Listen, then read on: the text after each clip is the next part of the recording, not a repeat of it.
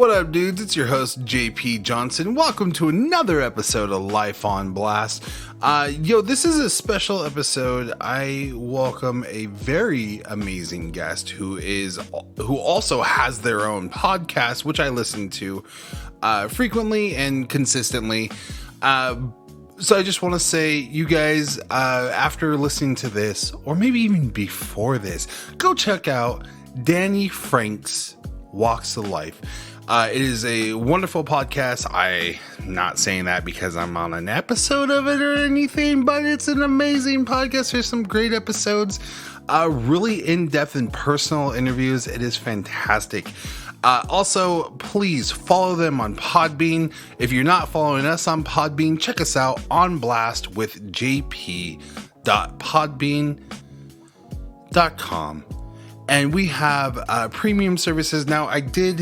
I usually every Friday I have an episode that comes out. Last Friday, unfortunately, my fridge broke.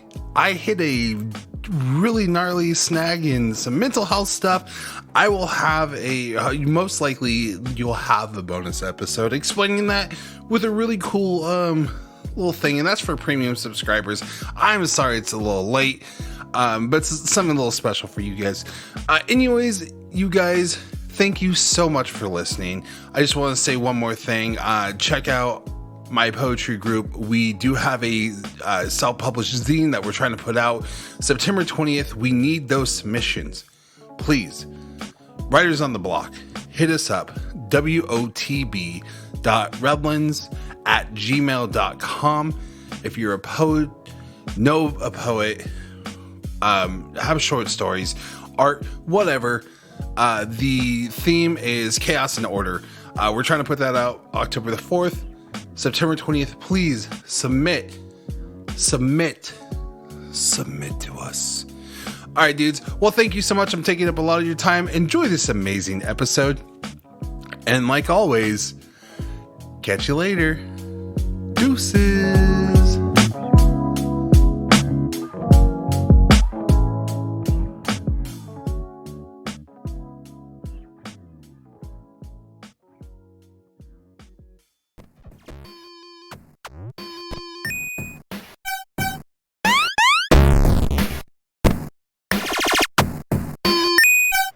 What up, guys? It's your host, JP Johnson. Welcome to another episode of Life on Blast. And we have a very special guest, a fellow podcaster, somebody who I have enjoyed their show, and you guys should too.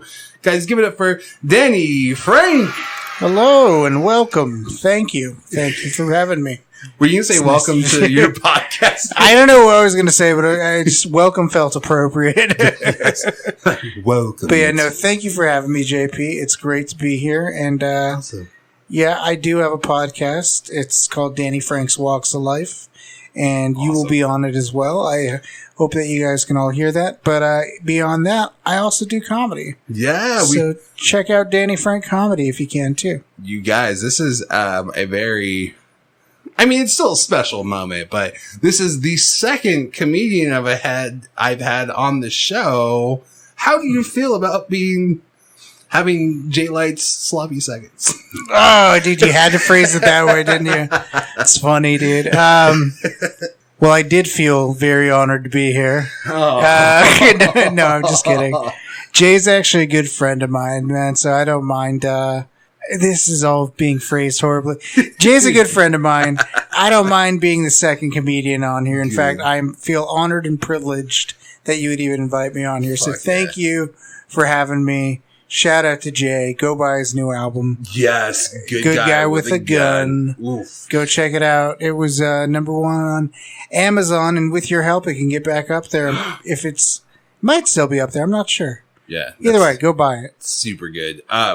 But so normally it's not that I don't like having comedians on podcasts. Just we're terrible people. I get it. Yeah, you guys are the worst. It's fucking god awful. Nah, dude. There's so many comedy podcasts where comedians can come on, but we like to really put shit on blast. So last time we had Jay, we just put, I guess, bad parenting on blast, sort of. Yeah, I enjoyed hearing that too, because like I felt like that was something that we can maybe relate to a bit. Because I heard your story about your family being drunk at your open mic and embarrassing you, and I was like, oh man, this sounds like my family.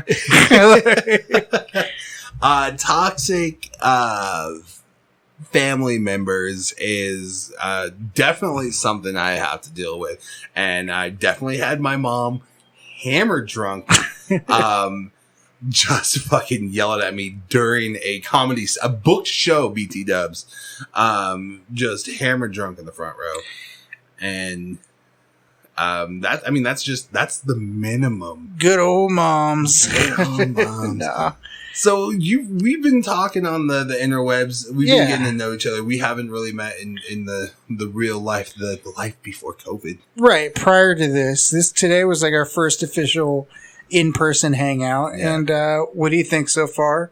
Not that douchey, am I right? No. Cool. I was like, fuck, dude, just another douchey comment. Yeah. I'm just gonna bring it to my home. They're gonna break my heart.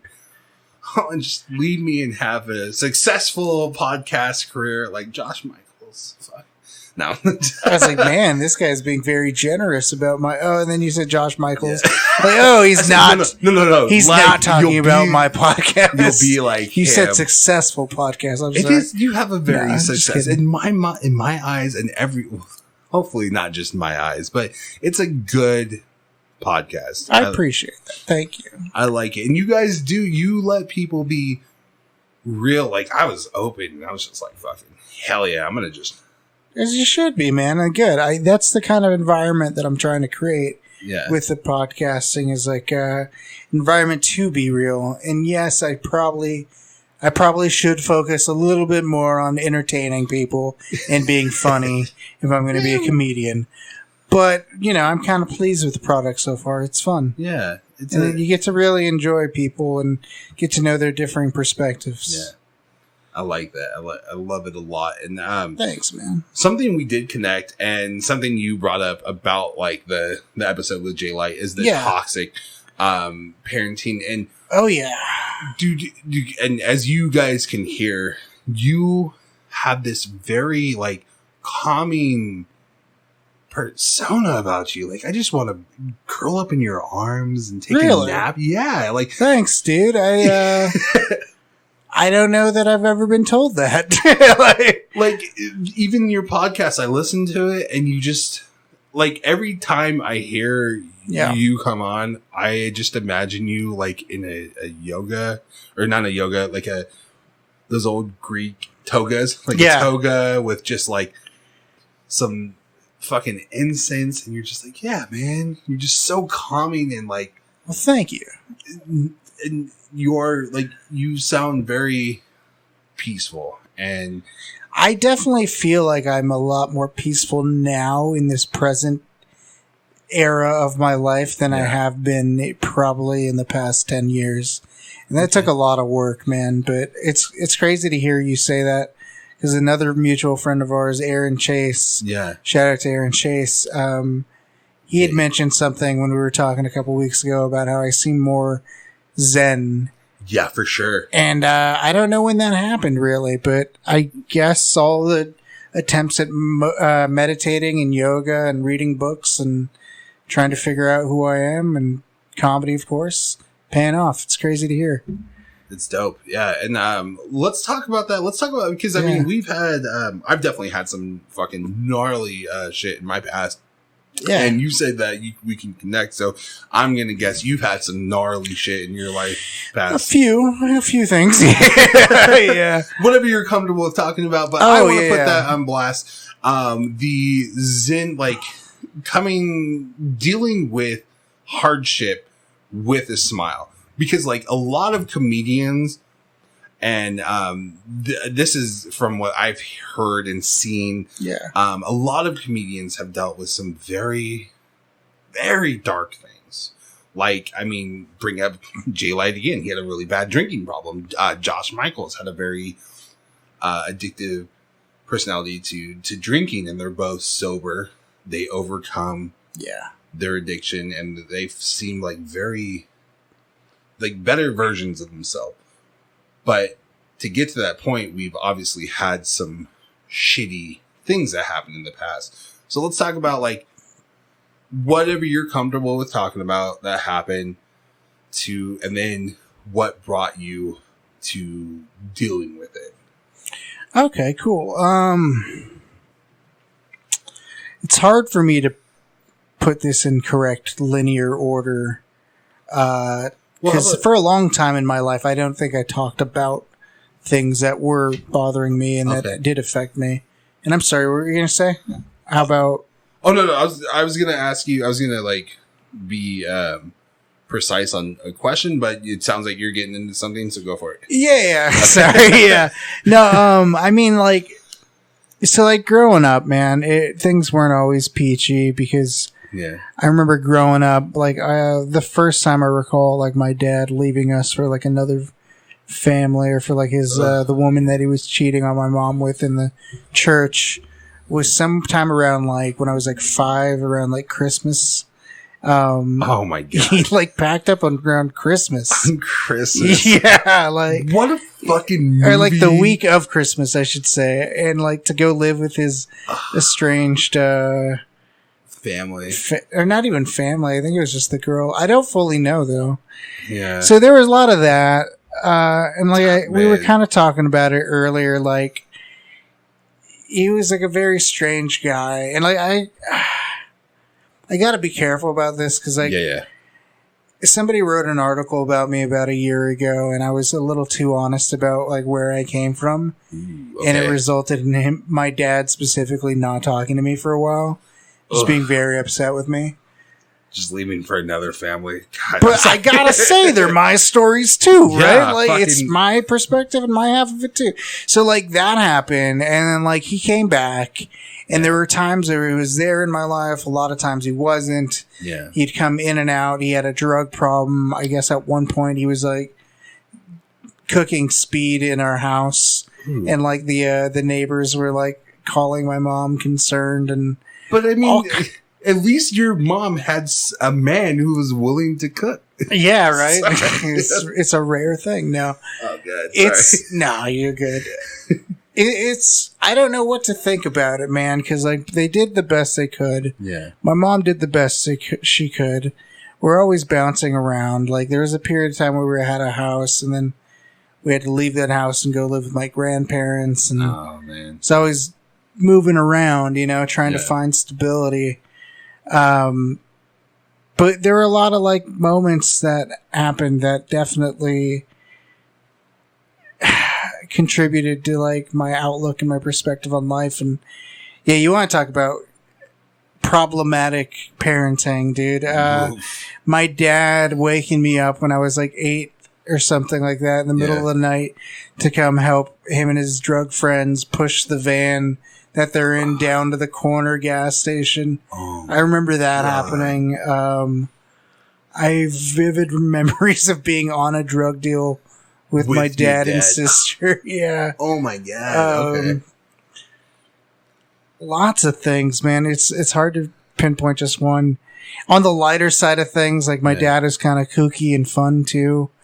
In a weird, bizarre ass way. Like it's too hard to handle. Like I remember one time he was in the peak of his speed addiction, I guess, and he was staying at my grandmother's house in Victorville, and he was real into speed and motorcycles. That's if you want to get really into speed. It's a good and combo, right? Yeah, Victorville is where you fucking go for sure. Okay. All of that is kind of their culture. Yeah, like, motorcycles and meth. Welcome to Victorville. I think that's what's on the sign. Exactly. Motorcycles and meth. Yeah, and well, minorities will be murdered.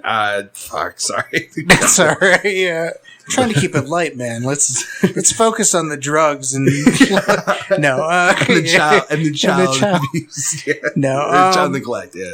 Yeah, I mean, this part wasn't even the child neglect. Like there was definitely stuff like that I try not to even really think about as much. I think the things that stick out the most in my mind though are the ridiculous stories, and a lot of those have come into my comedy. But like in this one in particular, like my dad was.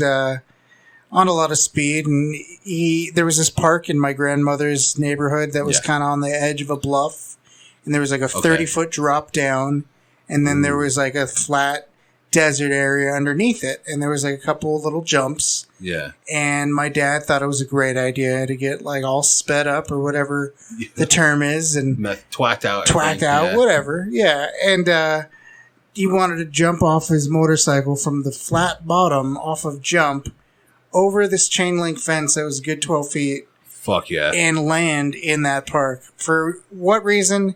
God knows.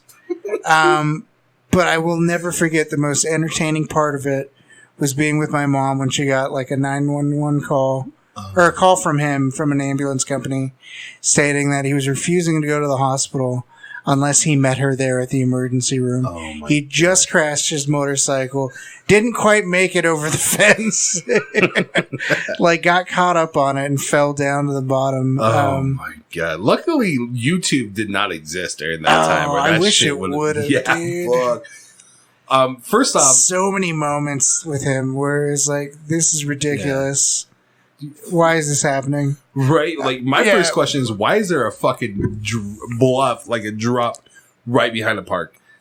No idea. It still exists to this day, too. That's Victorville for you. Only the strong will survive. Clearly for jumping on motorcycles is why that exists, That's exactly... I was like, right when you said there's a bunch of jumps, I was like, okay, did he jump it with a motorcycle? And he did. Didn't make it. Satisfied with the ending of that story. Yeah. But there's a lot of stuff like that, dude. I remember the first time we went to Vegas, first time I got to bring someone that I grew up with to Vegas with us. Like my dad was on the Strip with us, and I remember the Aladdin had just opened. Nice. Okay. And we were all over there. My dad disappears. We just start hearing all these emergency alarms going off, like the fire alarm. And suddenly all the roll down cages are coming down on the shops that are near us. My dad emerges from this crowd of people that's like evacuating, and he's wearing a pink hat that clearly has like the security tag on it and like the price tag on it. And he has a shirt, also has price tags and security tags on it. This dude just lifted some shit. He's drunk out of his mind. Yes. Not making any sense. He's using my friend Mark as a cane, like, to hold him up. And, like, we kind of lose him for a bit in a big crowd. Yeah. We go back to the hotel room, and as we open it up, there's just vomit.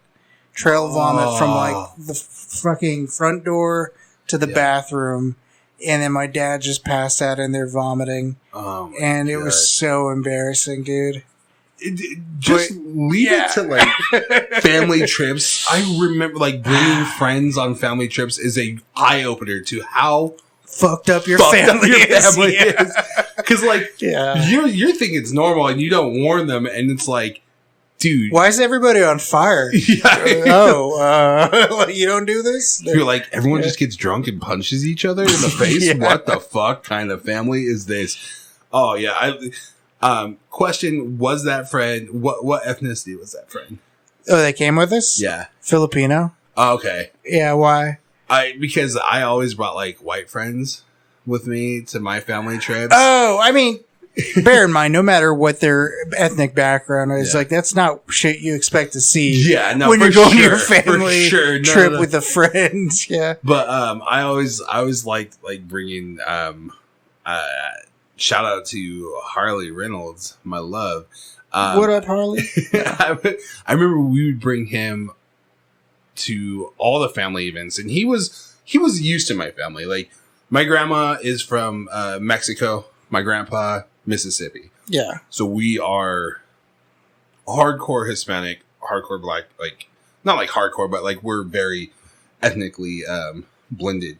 Okay. So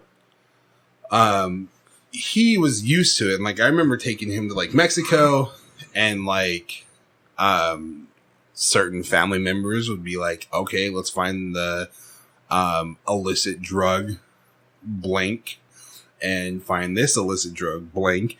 And then Harley would be like, okay, cool. Yeah. I'll fucking be your mule or whatever. Yeah. And I remember he wasn't able to come to like a Mexico trip with us. So I brought one of our other friends, just another white friend of ours. And I'm sorry, I'm saying white too much.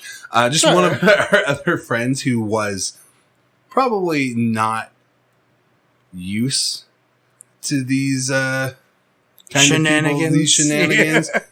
And he fucking was like, I remember a family member pulled out some drugs that they got from a bartender. I'm sorry, we were at the bar and he just gets a plate, puts said drug on the plate. The bartender comes and gives us what you would use this drug with. Are we talking about marijuana? We are talking about cocaine. Oh, yeah. I was like, what are we talking about? I was trying not to drop it, but we were talking about cocaine, and there was a lot of this drug. Oof. And on this plate, and my friend fucking went, I've never done that. I was like, don't be a fucking square in front of my family, dude. They'll cut your legs off. And he was just like, I was like, but that like guaranteed if you go to I don't want to name drop that restaurant, but hit me up. I'll tell you the name of that restaurant, where to go in Mexico. And if that bartender has not been decapitated, you can probably get a pearl, like a giant pearl full of cocaine for $100. I don't know. Years of change. But anyways. Yeah, for the record, I do not advocate the use of drugs. Neither do I. Not I. encouraging everybody to go out to Mexico to buy your little pearl drugs and get all whacked out. Yeah. There's better things to do with your time. Years ago, an unnamed family member and unnamed bar, unless you hit me. But also, we're not going to judge you. Yeah, we're not going to judge you. We're not here to judge you, but boy, was that friend very uncomfortable, which if my family wasn't so fucked up, I would have been like, what are you doing, so-and-so? But I was just like, it's just, that's what he does. He brings us to Mexico. He comes here. He gets a plate full of drugs and then does them. And then we don't see him for about 3 days, so. Until it's time for us to pack up and leave. It's pretty much my dad's MO. Every time we would go to Vegas when I was younger, it's like, he's going to disappear for a while. And, like, you just got to get ready for when he reappears. Because it could be anything. It could be anywhere. It could be anytime. Remember many times walking down the strip growing up, because we'd go all the time to Vegas when they were together. And, like, you just get all fucked up and just pop up somewhere, be in like an arcade, and then a bear would turn around, and then there he is, drunk. Man,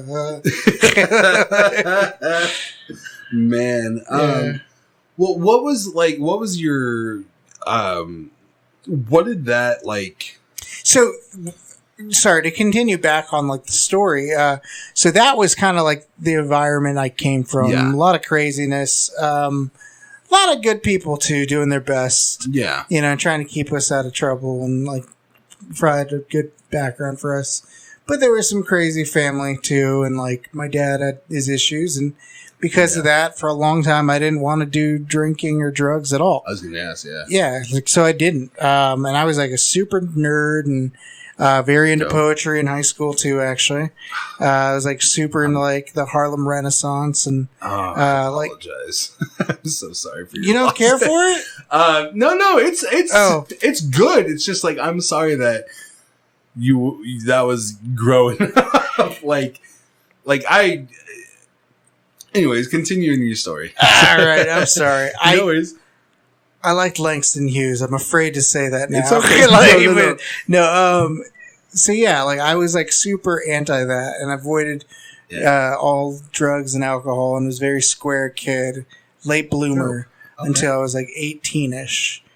And then I got really into drinking by hanging out with all the friends that did, older friends that were like over 21. And I, previously didn't have access to alcohol. And like late bloomers tend to do, I got a little carried away. Yep.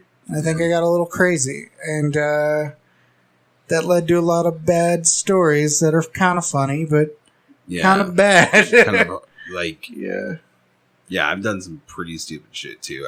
Same here too. Like, I don't drink anymore, and I'm very happy about that because I have a lot more control over my life now, and like I'm not. It's so much better.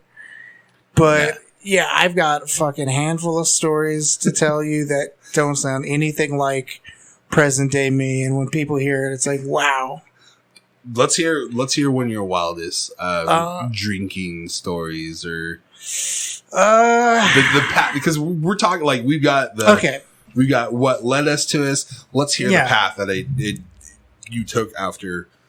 So after going a little crazy with it, so my birthday is on March 15th, and every year I would go save up money so that every year around my birthday I could go to a new city and go out partying and drinking for St. Patty's Day. Nice, yes. Because it was the same weekend.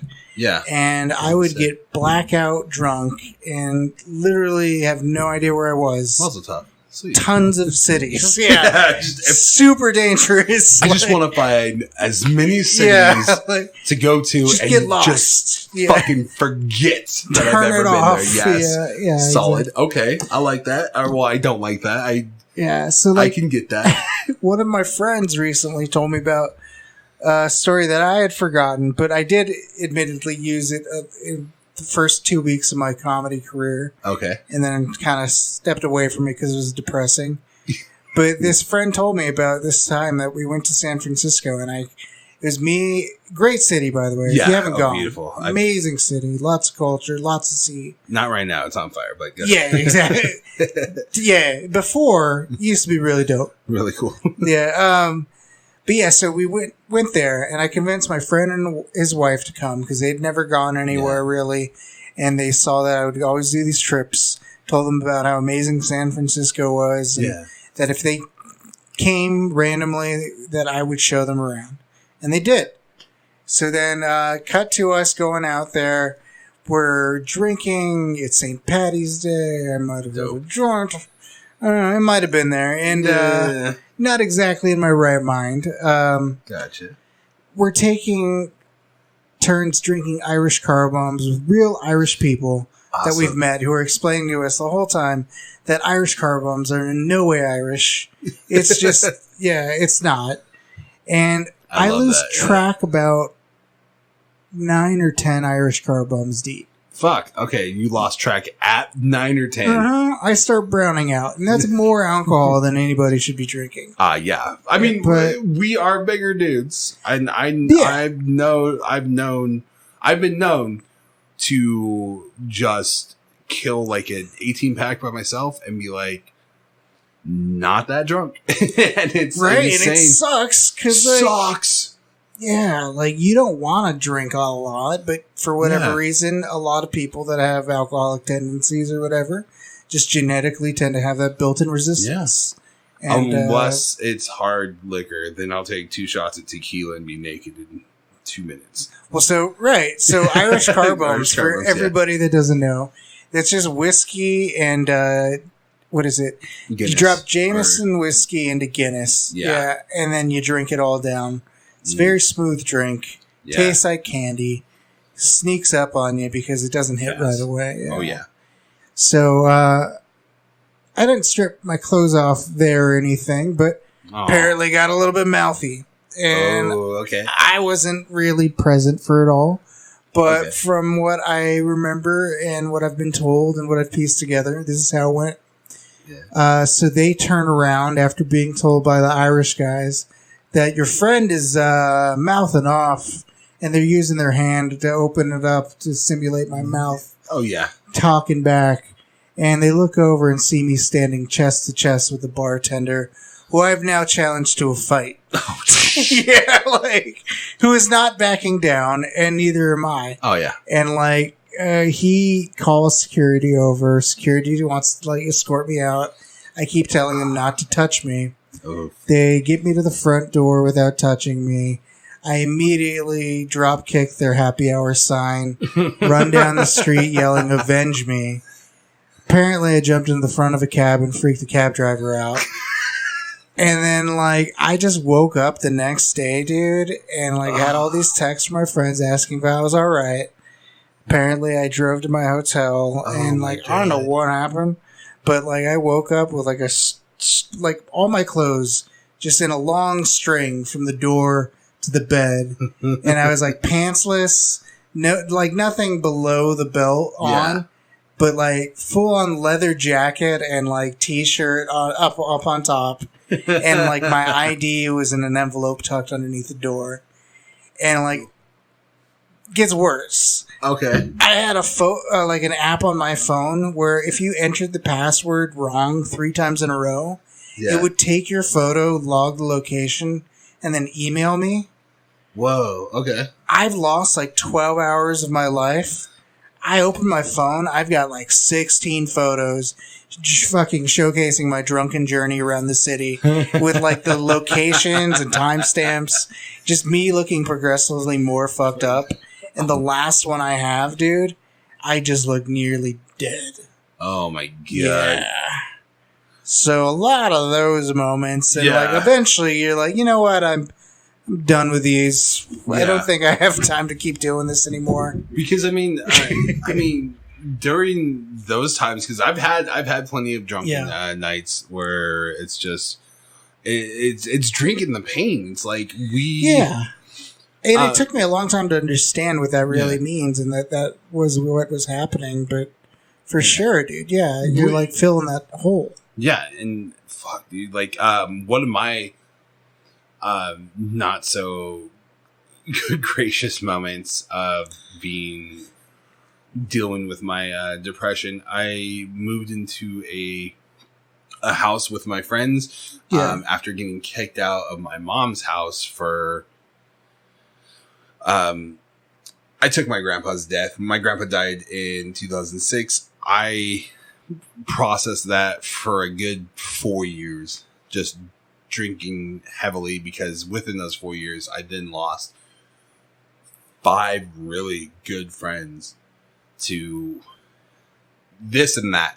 And I was just heavily drinking. I was doing all kinds of things. And my mom was like, you cannot be here with your siblings. You have to get out of the house. So I was like, whatever, I'm working. I'll fucking rent a room. No problem. Yeah. Moving with my friends. Was like, yeah, let's celebrate. One of my friends came over, helped me move in. He brought a 30-pack. After we finished that, we bought another 30-pack. I woke up.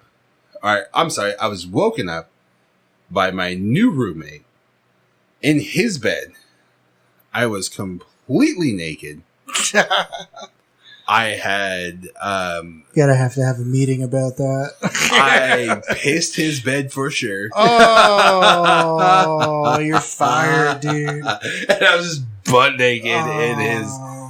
Oh my god. So that was one of many times where I was like, I need to dial it back a little. So at what time did you realize that you had a problem? What did you do about it? Like, honestly, dude, it took me a long time to realize that I might have an issue. It's so uncommon. Yeah, exactly right.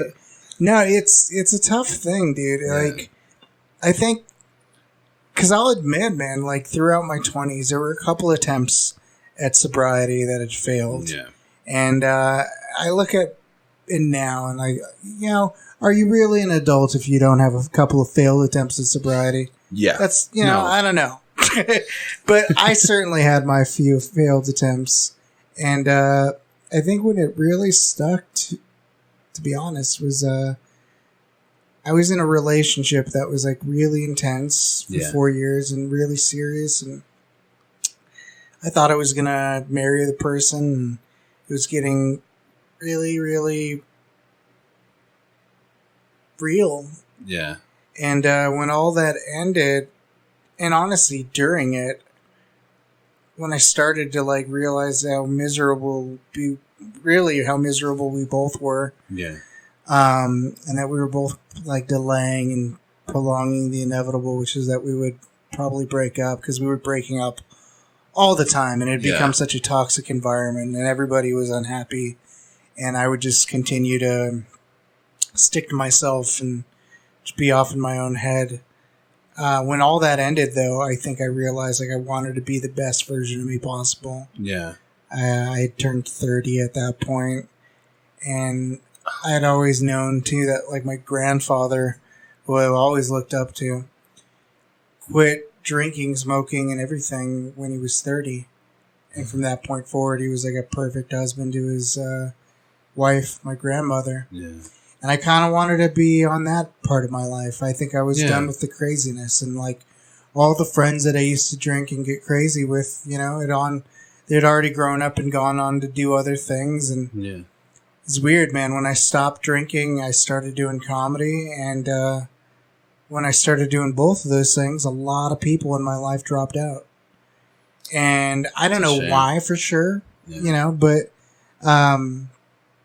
it all kind of culminated in the perfect circumstances for me to reinvent myself and my way of living life. And like, there wasn't these people there for me to be encouraged by, to get fucked up all the time or, you know, to just keep engaging in self-destructive patterns. And like, I think through lots of therapy and just meeting the right people in the right times of my life, and I won't even lie, man. Like, I don't like to sound too religious or anything, but like, feel like everything in life really does happen for a reason. And like, people are kind of placed there to guide you along the way. And I feel like the right people are in my life to put me on a path toward enlightenment and like really fixing the issues that were hurting me for a long time. And thankfully, man, because of that, I really turned things around, and I feel like I'm in a better place mentally than I've ever been. And I've always, you know, I've had depression and anxiety issues for a long time too, and all kinds of random things. And I have some childhood traumas I'm sure that I'm processing still and dealing with. And it's been a crazy journey, but I realize now as an adult that if you go out trying to improve yourself, everything in your life gets better. And like, there's no reason to delay it. You know, if you're out there in a car getting all fucked up, talking shit about how the world sucks, look in the mirror. Maybe there's some things you can tweak to make yourself feel better first. You know, and it's, cause I've been that angry person. I was full of piss and vinegar. I loved punk rock. And that's the thing too, man, is like, I'm a substantially less angry person now that I don't drink or anything, you know, and like, I remember loving punk rock, and it was such a huge part of me when I was younger, full of piss and vinegar and rage and fuck the system, you know? Now that I'm less angry, it's like, it's tough to go to a punk show. It really is. Like, I love the music. It's nostalgic and I connect to it, but I remember going to a Youth Brigade show like a year ago, and it's like, dope. Okay. I had to leave because I was like, man, like all these people are getting really aggressive. Someone just punched me in the face without realizing it. Like, it's not for me anymore. You know, and it's weird how you can change, but you really can. Dude, I remember I turned, was it 32, and I saw Cannibal Corpse on my 32nd birthday. And Suffocation, Nile, and I halfway through the show, I just sat down and I was like, "Yo, when's this gonna be over?" Like, did I outgrow this band, or like, are you... No, dude. And then I went and saw for right before COVID for Christmas. I took my cousin and we went and saw Cattle Decapitation, Atheist, Primitive Man. Oh my god! And just some grungy fucking grindcore death metal. Cool. And I went crazy for Atheist because they're a death metal prog band from the 80s. But like, I can only go so hard. I went hard. And then I was like, probably 2 songs, I was like, fuck yeah, headbanging. And it was just like, through the like 4th song, my neck started like cramping up. My knees started like shaking. My ankles were hurting. My arm was like fucking. Yeah, that's the other wake up call too, man. I went to a festival and I'm like, man, I'm not built for festivals anymore. No, dude. It's like, where's the chairs? Yeah. Where is the? What do you mean I gotta walk everywhere? like, do you? What the fuck? This place is huge. Where's the tram? Where's the tram? The people mover. A people mover at a fucking concert at a festival would be the worst idea ever. Just the best idea ever. Just a bunch of drunken, passed out people just being pushed to the side. It'd be funny, man. That reminds me of the last Cal Jam at Glen Helen Pavilion. It was Foo Fighters put on this thing 3 years ago. Oh, okay. It was a dope outdoor music festival. Had an amazing lineup. Lots of free carnival rides. Also great. Okay. But it was on the huge grounds that make up the Glen Helen Pavilion. Yeah. And yeah, I was definitely too out of shape to properly enjoy that concert, dude. Because there were several times where I had to just like give up and lay down on the ground in the middle of a field because I'm like, I'm done. I can't keep going. Oh man, if I had $1 for every time I almost died at a festival, right? Yeah, it's kind of the fun of it too. Yeah, man, that is So now you've hit like this like we're not fully processed with all the shit we've dealt with for sure. Like there's some things that like pop up here and there where I'm just like, what the fuck? But what is besides like fucking having a dope podcast and Thanks, and having a COVID ruined dream of comedy? What kind of practices have you been doing to like keep you going forward with the coping of dealing with such a partied out dad?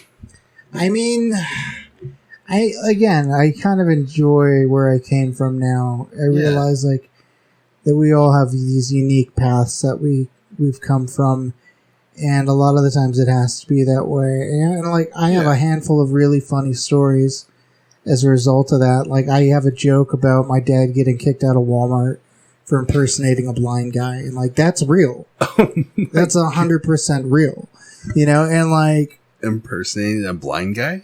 Exactly. It doesn't make sense. It's kind of offensive. It all happened. Oh boy! Oh boy! Yeah, he went into a Walmart with my pit bull, wearing his dark Armani sunglasses. No. Yeah, the pit bull got loose.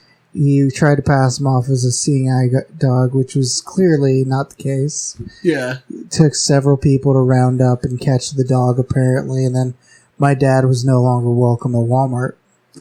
And like, oh man, it takes a lot to get kicked out of a Walmart. It does. It's a special kind of person that gets kicked out of Walmart.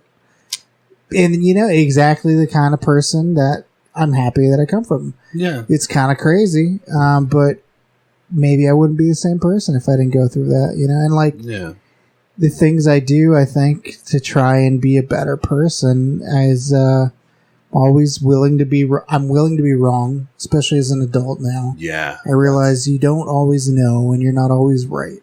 Yeah, and you have to have a little bit of humility and like being aware of that in everything I do. I think helps me.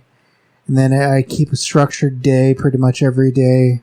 Do pretty similar things to keep it regimented because that seems to be my life is better with structure for the most part. Yeah.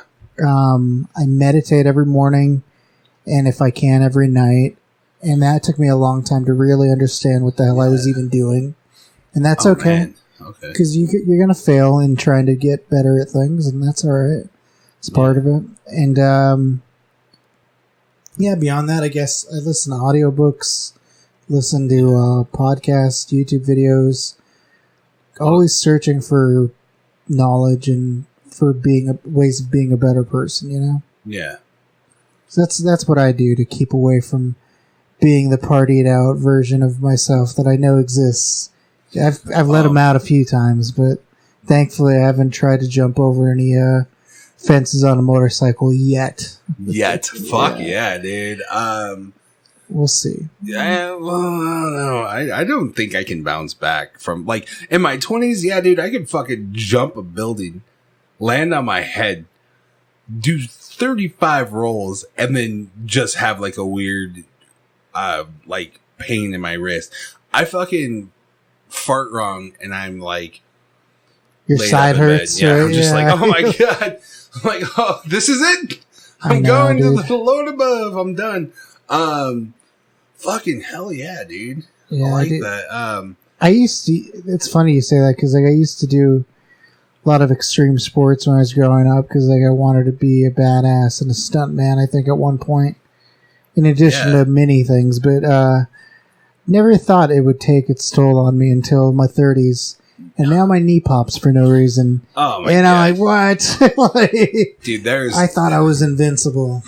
Like, that's a fucking ongoing thing. Once you hit 30, I think that's like your body, as soon as you hit 30, in women, the clock starts ticking for a baby. Men, our knees start popping from the stupid shit we've done. So I ate pizza and my knee popped. Like, what the fuck was that? It's the pepperoni. It just fucking reminds your body of that time you ate a bunch of pizza, drank a 12-pack, and then jumped from a 3-story building into a pool. Yeah, I think of the crazy shit I did. You ever done that? No? Okay, just me. Fuck.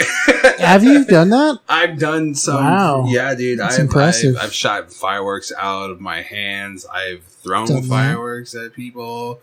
I've I went by a nickname, which will probably these sound like Inland Empire shenanigans, by the way, right? When there's not a lot going on, you fucking find shit to do, and it's 90% of the time destructive. Oh yeah, very destructive. Like I remember putting some fireworks in mailboxes and stuff like that. Yeah, dude. But I'm sorry, go on. So you jumped off a 3-story building into a pool. I went by a nickname which will perk a lot of ears probably listening to this, but I went by Tank, and I even wrote a poem about how in high school I was still doing this identity crisis of like who I was, who I wanted to be. Yeah. And somebody nicknamed me Tank from football, and I started going by that and just went like, you know what? This is who I want to be. I want to be this loud party guy. JP's like this very timid, shy, anxious kid. I want to be this fucking say anything, do anything type of person. And that was Tank. That was Tank. He was a party animal. He was fucking jumping off of roofs in the pools. He was trying to ride dirt bikes, shooting fireworks, being a bully, being toxic, masculine fucking bullshit. Yeah, man, I've been kicked out of bars for like pissing in the corner. I've been blacklisted from people for saying fucked up shit. And like it took me several bottles of pills and a failed suicide attempt, thank God, for me to realize that there was a reason why Tank existed. And that reason was I was not dealing with any of the shit. I was running, and by the time I was 30, I was like, you know what? I'm done. I'm not Tank anymore. It's not who I want to be.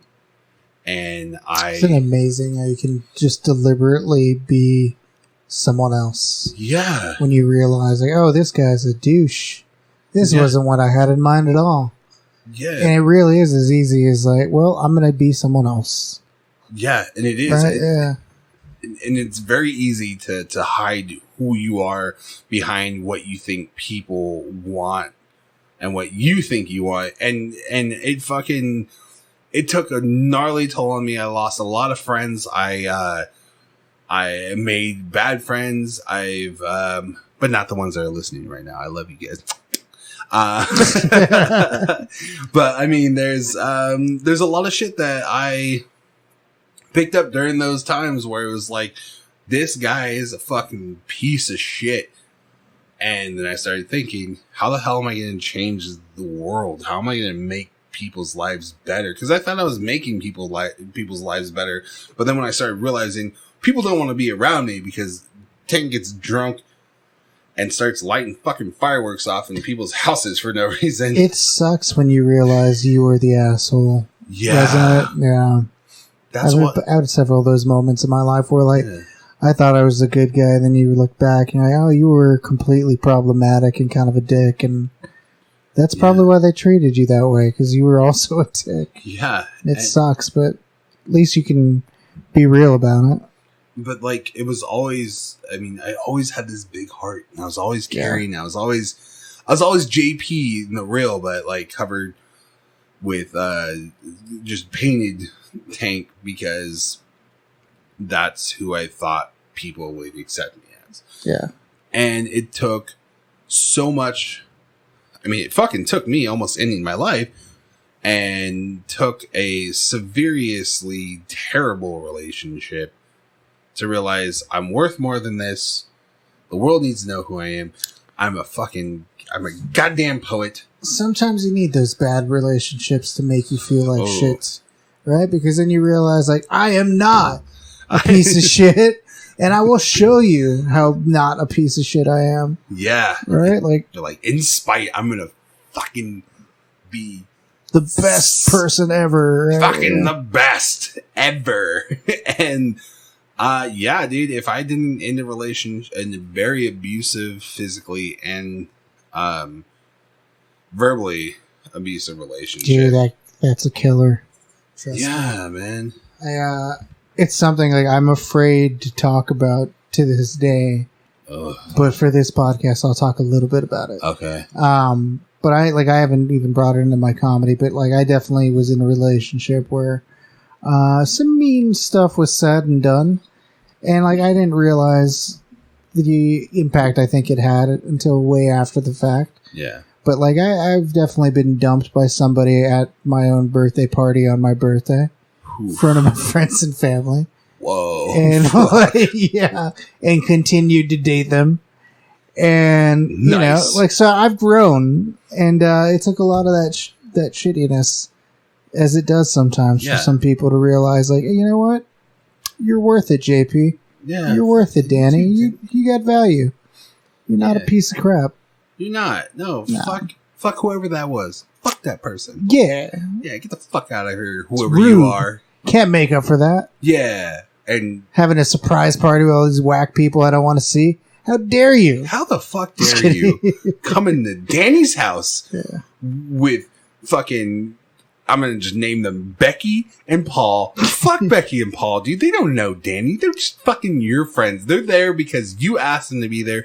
And then what'd you do? Some toxic ass bullshit, and fucking ended the relationship in front of fucking everybody. Becky, everybody. Especially those two motherfuckers that Danny probably didn't even like. They were just there because they're your friends, and you're fucking just be an asshole in front of your friends. Fuck you, whoever you are. And for my exes, eat a dick. Eat two dicks. Eat two dicks. But I mean, like, I don't know. I'm glad that happened. I am very glad that you come to terms, and we're still coming to terms. We're still coming. We're just two men just coming. Yeah, just two men coming in the wind as we do. No. just coming in the wind and fucking dealing with all our bullshit. Just yeah. No, it's tough though to become an adult, especially if you don't necessarily have a lot of guidance, right? Because like you're just kind of out there doing your best, and like thankfully, I feel like podcasts have also helped me to kind of become more emotionally intelligent. Like people like we were talking about, like Mark Maron's podcast. Yeah. Like that was hugely influential in my life. And then like that, listening to old Felipe Esparza podcasts, like stories from Joey Diaz, like Harris Biddles, all these people that have gone through like crazy hairy moments in their life. Yeah. And had to reinvent themselves. Definitely were inspirations on learning to realize that like you can become a better person. And because of it, I don't regret any of the bad stuff either. I'm happy that you got out of your crap and came out of the failed suicide attempt as a stronger person. Yeah. Oh, fuck yeah, I had to be, man. I will tell you, shitting in a bedpan for 4 days will change your outlook severely. Like I've had to be on the other end of it, and I got to tell you, oh boy, it also has an effect on your outlook. Yes, especially when I was in like intensive care. And the person next to me literally died in the middle of the night. I'm sorry, man. So, yeah, dude. If for those who are dealing with serious like traumatic issue, like there's a lot of venues. There's also I'm definitely gonna have a future guest on here. We're gonna talk about some really heavy, serious stuff that I've had. I don't want to take too much more time and really bum you the fuck out. But so I mean, if you guys are dealing with some very dark and serious issues, reach out. I'll have some information in the footnotes, like always. And there's also the National Crisis Line. There's the National Depression Line. United Way has 211, which is good nationally and in parts of Canada. Yeah. You can call 211 anywhere in the United States or parts of Canada and Alaska, and they will connect you with resources for housing, mental health, financial resources, whatever you need. Or like JP said, reach out to him, or feel free to reach out to me, and we'll try and direct you toward something that'll help you. Fuck yeah. And I know a lot of people, I've talked to friends, and I have friends with mental issues and have dealt with severe, I keep on saying severely, because of my stupid speech impediment, but I've had had real shit happen to them. I do that all the time. Like, you know what? Fuck this. Yeah, fuck that. Fuck severely, whatever. We've had some people had some real fucking dirt shit happen to them, and they've had mixed reviews, like it's a restaurant, had mixed feelings about suicide hotlines and crisis hotlines. Dude, I've called them several times. I've called them recently, and they do help. And like, if you are talking about your feelings in general helps so damn much. And it's so hard to do sometimes, but like if you can just find a way to do it, and the person, even if that person's a stranger to do it with, you'd be amazed at the weight that comes off your shoulders, right? Yeah. Oh yeah. So let's get down to the end of it. Let's get down to the final I'm sorry, words. Keep interrupting. No worries. Fucking do it, dude. If you got something to say, fucking say it. This is the venue. Well, no. Well, in that case, let me rant about politics. Oh shit! No, we gotta go. No, so. These are the reasons why I'm voting for. No, fuck. Kidding. For sure. Joking. But some don't write words. Me. What'd you say? I said, don't write me. Please don't write us that. No. Yeah, we are definitely not voting for Trump. I'm definitely not voting JP for Trump. is actually a huge Trump fan. I was trying to talk to him about it. I'm like, I don't know, dude. What gave it away? The All Lives Matter blanket I have? Well, I came in and it was like, make America great again. Why is that everywhere? Well, that's actually, America is Alyse's pet name. Okay, well then explain the swastikas. Yeah. Just kidding. No. Those are dildos. Those are just dildos. Those are real physical. You come into JP's apartment and there's a cardboard cutout of Trump, and he's got a thumbs up in one hand, and in the other hand, burger from McDonald's. Not sure what that's about, but yeah, it's a real burger. Actually, it's a real fossilized McDouble. The point I'm trying to make is that clearly Trump folk in these parts. Oh yeah, dude. Yeah. Just kidding. Fuck. Yeah, no, everyone realized that's fucking bullshit. Write them in. If you don't think it's bullshit, Write JP at no. On blast JP at gmail.com. I will gladly debunk that. Put 45 is the greatest in every subject line. Oh, Jesus. So he knows what you're talking about. No. Oh, please fucking kidding, don't. Yeah, kidding. don't do that. But so what's some good word, like, okay. Yeah. What words would you what the fuck would you tell someone? Sorry, I'm so bad at this. What the fuck would you tell somebody if they're dealing with some shit and they're trying to get on track? What would be your words of advice? Listen, pussy. Yo. No. Oh shit. I mean, it's all circumstantial, man. Yeah.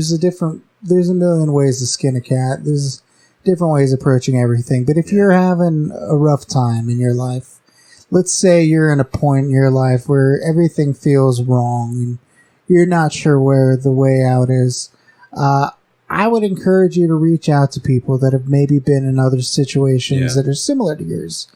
And if not, reach out to people that you feel like you can confide in. Start there and help. Maybe they can help you come up with a plan. Because it's hard for me to give one blanket plan for everybody, but generally I feel like the biggest thing is to be willing to change things and to be willing to be open and honest with others. Yeah. Because that can be a catalyst for so many amazing things. And I'll be straight, man. Like, people like Jay Light have helped me get through dark times in my life. Yeah.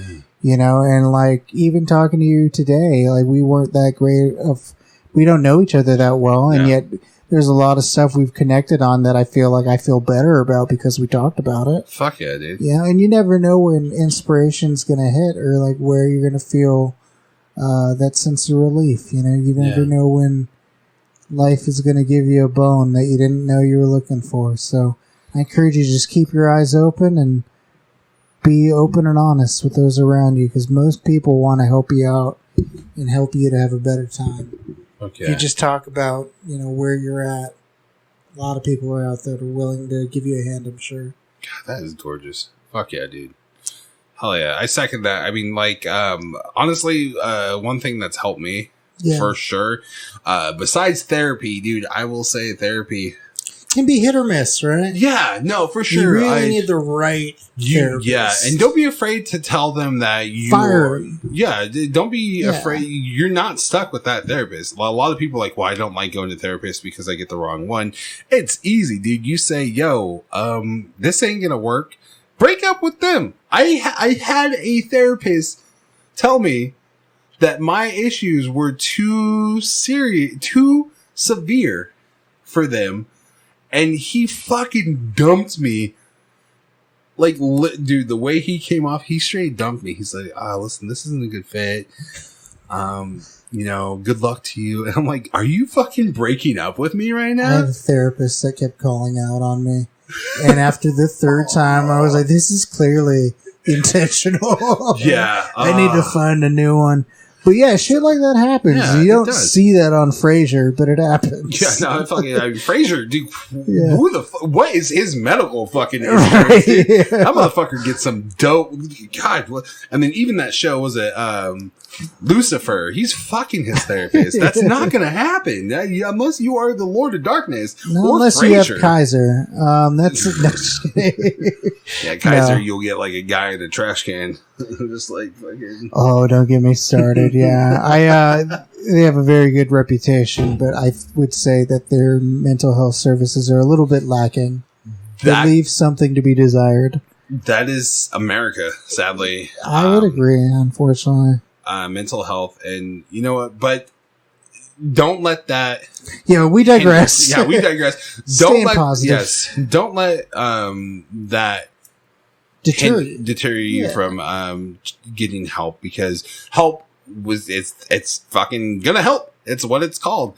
And also, besides that, support groups, friends, there's always people dealing with shit. A lot of online support groups if you can't get out. Yes. I mean, and also, dude, fucking do something artsy. Yeah, write some poetry. Play a song.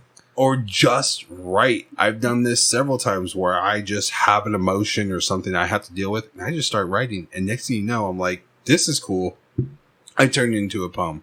Or I'll just start, like, that's why a lot of my art's doodle art, because I'll just use that to, like, really get out of my mind, get out of the world, and do that. Like, you don't have to be a great artist. You don't have to be a great author. You don't have to be a great fucking podcaster.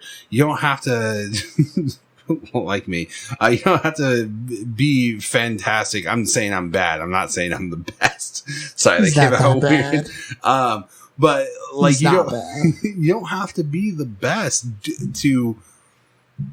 to focus all that negative energy, because what you're doing is you're just taking that energy and you're going to put it into something else and just get it out of you. And that's what I do with like my poetry. What I do with my art is I take whatever energy is affecting me negatively and I use it and then just pour it out, and I feel so much better. And sometimes, yeah, some of those writings are fucking nonsense, and I just, you know what you do? You crumble it up, throw it in the trash can, or light it on fire. Take that fucked up memory of your uncle or that shitty breakup with fucking Sarah. Fuck you, Sarah. Fucking Becky. Oh, Becky. Or Brad. Or fuck Brad. Or maybe you had a sibling who made it rough for you to come out. You know, Bernice. No. Or maybe you are dealing with your gender issues, your gender identity, your own identity, physical, mental, whatever it is, dude. Just write it down, put it on a piece of paper, get it out of you, because it's just some toxic bullshit that's just fucking spewing in your brain. Get it out, put it on a piece of paper, light that shit on fire, or turn it into art. Do whatever, but just be better.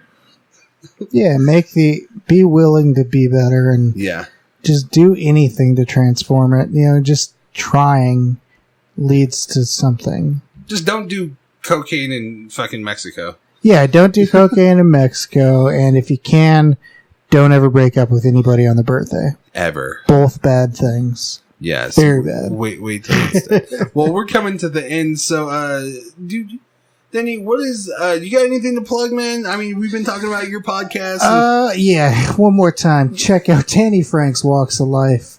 No, I mean, beyond that, man, check out my YouTube page. Yeah. Find me on Instagram, and go to Danny Franc, FRANC comedy.com, and I'll keep you up to date on all my little projects. There aren't a lot of shows going on right now because of the times, but COVID. It's not to say that's out of the question. There might be some things popping up, deciding on how I'm going to do this. Hell yeah. But might have some, keep your eyes peeled for that. Keep your eyes peeled for more animations, because that's been taking up a lot of my time lately. Nice. Been animating, realizing I can get back into that. Dope. Okay. Yeah. But beyond that, I don't know. Not really. Hit me up if you have any questions. I'd be more than happy to help you out or give you recommendations. And if not, just continue listening to On Blast with JP and being better people. I don't know. Be the best you can be. Yeah. In the words of Kathleen McMurrin, be better, never lose. And it can be toxic, but I mean, I use that daily. But again, thank you guys so much for listening. Always check us out on Podbean. We have a premium service. We'll be having bonus episodes on Fridays for the premium subscribers specifically. I may have skipped this last one. I'll do a little spiel on this week's week on Blast about it. Some shit happened. But other than that, you guys, thank you so much for listening. Thank you, Danny Franc, for being here. Thank you so much for having me, and thank you for being on my podcast as well. Fuck yeah. You guys should all go listen to that. Listen to that episode. I'll be plugging the shit out of it. All right, dudes. Well, thanks so much, and deuces.